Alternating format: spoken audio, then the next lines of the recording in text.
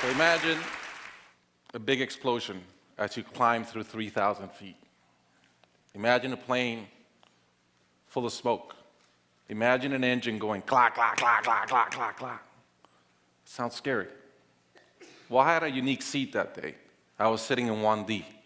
I was the only one who could talk to the flight attendants. So I looked at them right away, and they said, no problem. We probably hit some birds. The pilot had already turned the plane around, and we weren't that far. You could see Manhattan. 2 minutes later, 3 things happened at the same time. The pilot lines up the plane with the Hudson River.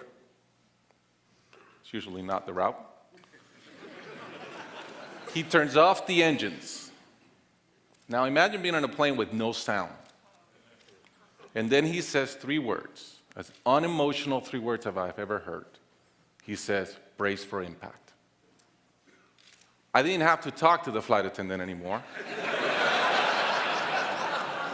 I could see in her eyes, it was terror. Life was over.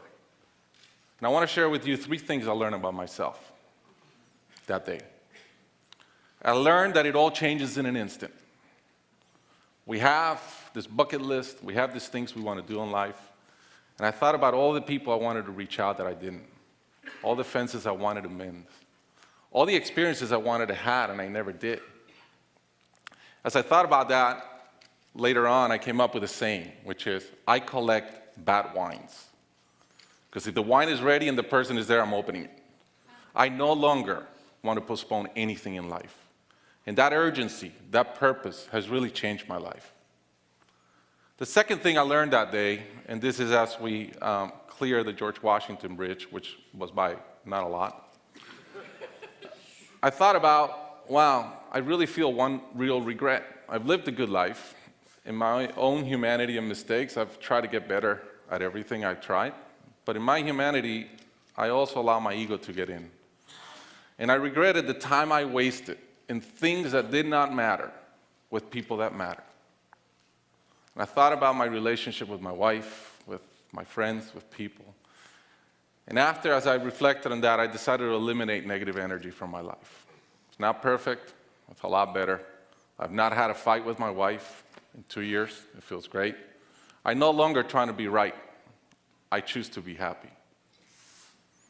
The third thing I learned, and this is as your mental clock starts going 15, 14, 13, you can see the water coming. I'm saying, please blow up. Right? I don't want this thing to break in 20 pieces like you've seen in those documentaries. And as we're coming down, I had a sense of, wow, dying is not scary. It's almost like we've been preparing for it our whole lives.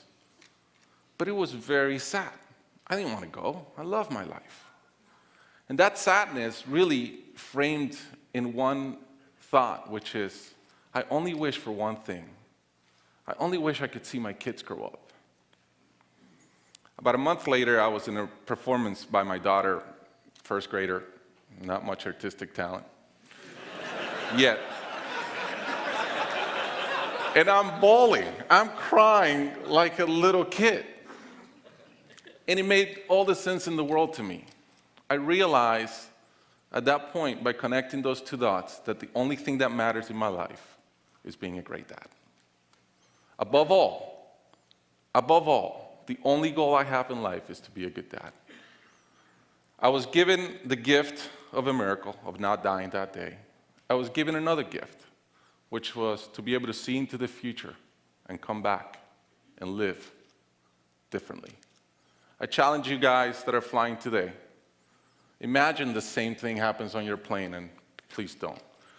But imagine, and how would you change? What would you get done that you're waiting to get done because you think you'll be here forever? How would you change your relationships and the negative energy in them?